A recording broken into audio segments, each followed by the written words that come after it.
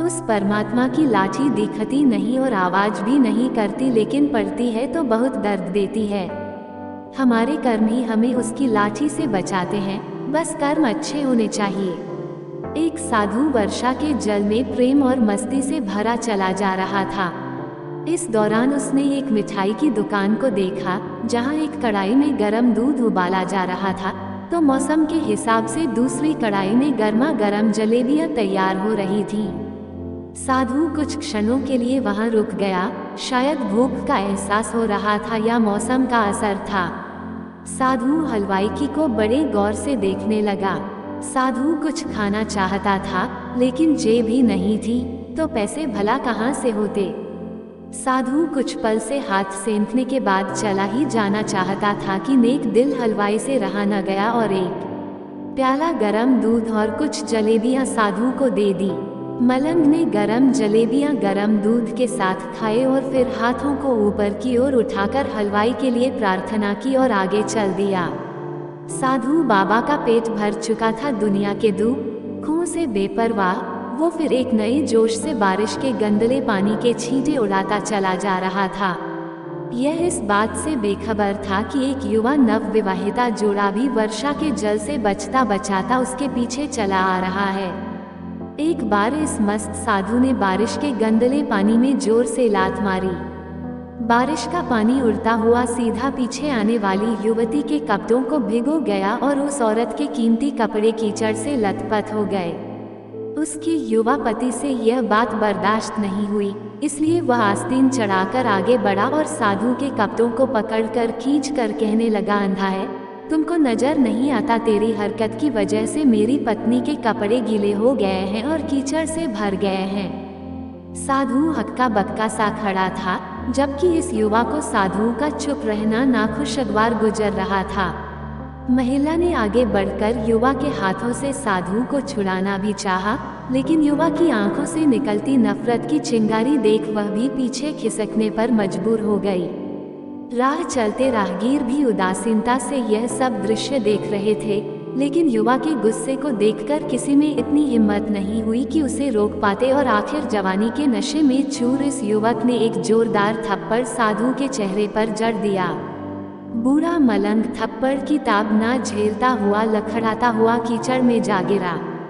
युवक ने जब साधु को नीचे गिरता देखा तो मुस्कुराते हुए वहां से चल दिया।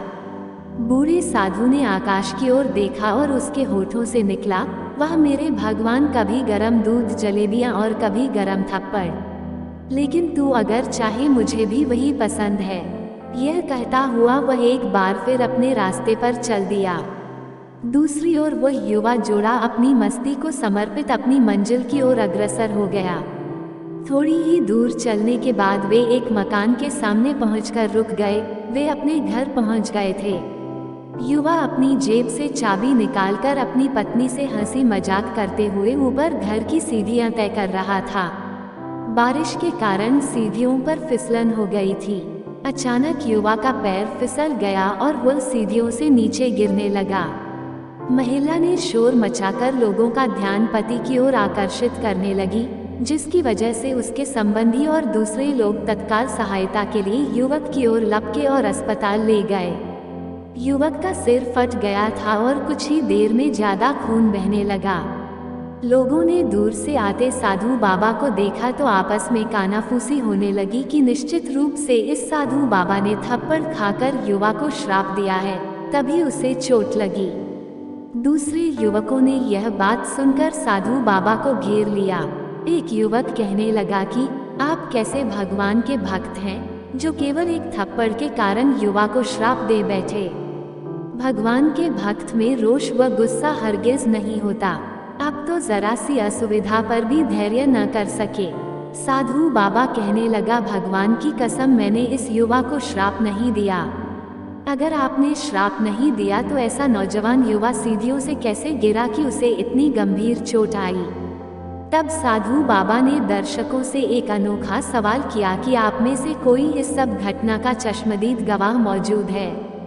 एक युवक ने आगे बढ़कर कहा, हाँ, मैं इस घटना का चश्मदीद गवाह हूँ। साधु ने अगला सवाल किया, मेरे कदमों से जो कीचड़ उछला था, क्या उसने युवा के कपड़ों को दागी किया था?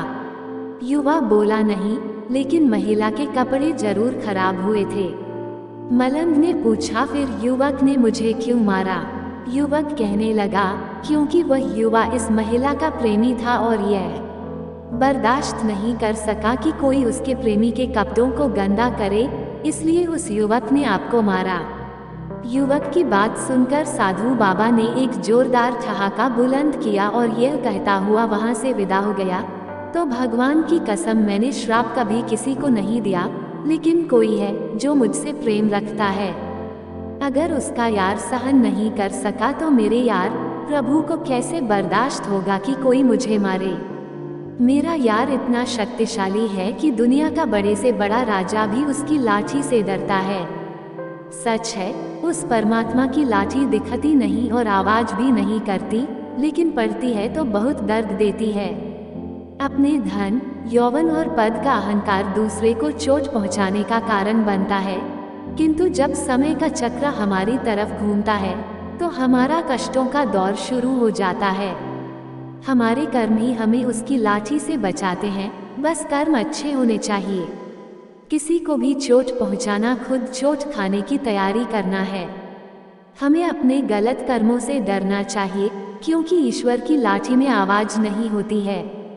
दोस्तों, यदि आपको यह कहानी पसंद आई हो तो प्लीज़ वीडियो को लाइक करें, शेयर करें और चैनल को सब्सक्राइब करना न भूलें। धन्यवाद।